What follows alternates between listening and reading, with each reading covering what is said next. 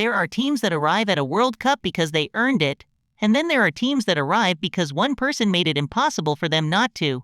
Norway is a country of 5.5 million people. It has qualified for the World Cup a handful of times in its history and had not been back for nearly 3 decades before this tournament. It arrived in 2026 with a squad that, by most pre-tournament assessments, would be competitive, but not a genuine contender. It also arrived with one player who, at 25 years old, had already scored more club goals than almost any player in Premier League history by the same age. What happened next is the kind of story that reminds you why the World Cup, for all its institutional complications, still produces something that almost nothing else does. 4 matches, 7 goals, 1 quarterfinal, and a country that spent 6 weeks watching a single player do something it had never seen before. This video is not about whether Norway will win on Saturday. Nobody knows that yet. It is about what this run has already revealed, about what one extraordinary player can do to a small country's relationship with a sport it has always loved but rarely dominated. And about the structural question underneath it, how fragile is a team when almost everything it does in front of goal runs through one person? That question will matter most on Saturday. For now, it is worth understanding how this run actually happened. Norway's opening group match was against a European side with more recent World Cup pedigree and, on paper, a stronger squad. Norway won.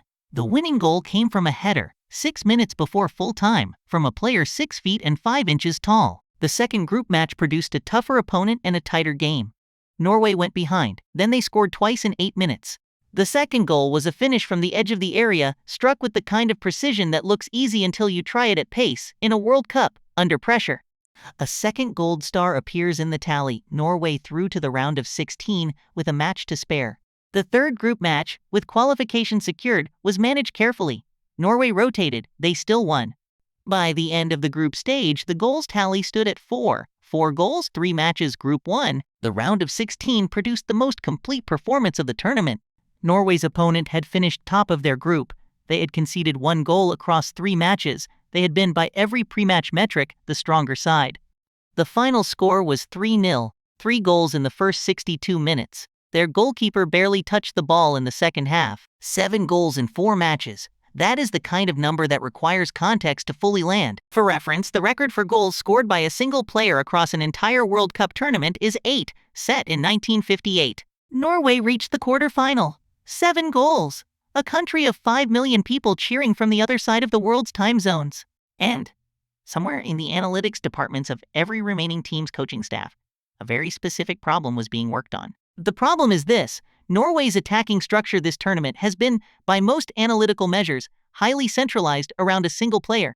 That is not a criticism, it is a description. Many successful teams at major tournaments have been built to maximize one exceptional talent. France in 1998 ran through Zidane, Portugal in multiple tournaments has run through Ronaldo, Argentina at this very tournament runs through Messi. What each of those cases also has in common is that when the central player had an off day, the team's attacking output dropped sharply. In Norway's case, this tournament, the numbers are particularly stark. Of the team's 7 goals scored, all 7 have involved the central striker either scoring or providing the assist. That is not necessarily unsustainable, but it does mean that any plan to neutralize Norway has one very clear starting point. England, who face Norway in the quarterfinal on Saturday, are one of the better resourced defensive units remaining in the tournament. Their defensive record across 5 matches is strong. They have conceded twice in total, both from set pieces. The question for Saturday is not whether Norway can score. They clearly can. The question is whether they can score when the opposition's entire defensive plan is built around one thing. This kind of situation, generational talent versus specifically calibrated opposition, is one of the most interesting structural matchups in football. The historical record of such matchups is mixed in a way that is genuinely instructive. When elite defenders successfully minimize an extraordinary striker, the result is usually not a shutout, it is a reduction. Fewer touches in dangerous positions, fewer clean chances. The goal-scoring rate does not disappear, it becomes less efficient. And at a World Cup quarterfinal, efficiency is everything. Norway's coaching staff will know this. Their preparation will include scenarios where the central striker is held to fewer than his tournament average of chances per match. Whether those scenarios involve other players stepping up or finding a way to create different kinds of chances is the tactical question Saturday will answer. What is clear is that Norway did not arrive here by accident, and they will not approach Saturday as though they have already achieved the maximum possible.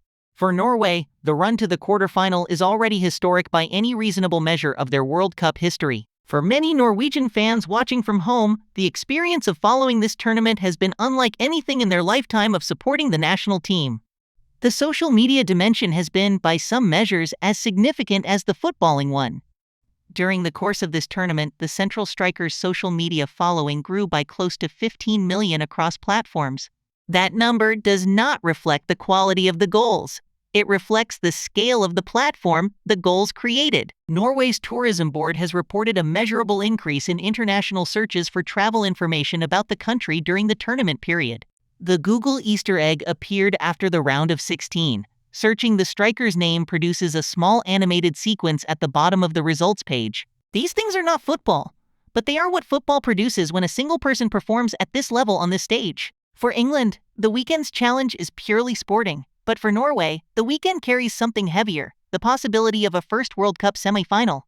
That possibility did not exist 6 weeks ago in any serious conversation about this tournament. It does now, and that alone changes how Saturday feels. So what does this run actually tell us beyond the extraordinary individual statistics? The first thing it tells us is that World Cups remain, uniquely, the stage where individual brilliance is amplified beyond what any club competition can produce. A player can win every domestic and European trophy available. The World Cup still sits apart, the audience is different, the stakes feel different, and the moments land differently. The second thing it tells us is something more structural. Small football nations with a single generational talent face a window problem. The window where a generational talent is at peak form overlaps with the windows when the national team qualifies and when the tournament falls in a given year. Norway missed multiple World Cups when their current striker was younger. They are here now. The window is open. Saturday decides how much further it opens. For England, Saturday is a quarterfinal among several they expect to compete in at major tournaments. They have the depth and the institutional football infrastructure to recover from a loss and rebuild. For Norway, this particular convergence may not come again in the same form. The striker is 25. The next World Cup is 4 years away. That does not make Saturday more or less likely to produce a Norwegian victory, but it does explain why the match feels different to each side. England will want to win this quarterfinal. Norway may need this one in a way that does not come back around easily. There is no analytical framework that resolves that kind of difference. It is simply part of what makes knockout football at this level worth watching. By the time this video reaches most of the people who will watch it, the match may already have been played. Whatever the result, the 7 goals will remain. The quarterfinal appearance will remain. And the question of what Norway does next with this moment will still be worth watching. For the players, Saturday is everything. For the record, Norway's run to the World Cup quarterfinal in 2026 is already complete. The final score of Saturday's match will be added to it, but it cannot subtract from it. That is the thing about a World Cup run. Once it happens, it belongs to everyone who watched it, win or lose. And this one, for a country that had spent nearly 3 decades waiting to return to this stage, was always going to matter beyond the bracket. 7 goals, 1 striker, 1 country behind it. That is what the offside is here to look at. Not just the result, but what the run meant and what it reveals about the game underneath the game. For a country this size, with this history, the run itself is the achievement, regardless of what happens on Saturday. There is a version of this story where Norway loses on Saturday, and the run is still one of the most watched sporting moments their country has had in a generation. There is also a version where they win, and the story becomes something else entirely. Both versions are possible. Only one will happen. That uncertainty is the whole point of a knockout tournament. What is not uncertain is the number. 7 goals in 4 matches is 7 goals in 4 matches, regardless of what comes next. Records of this kind accumulate meaning over time.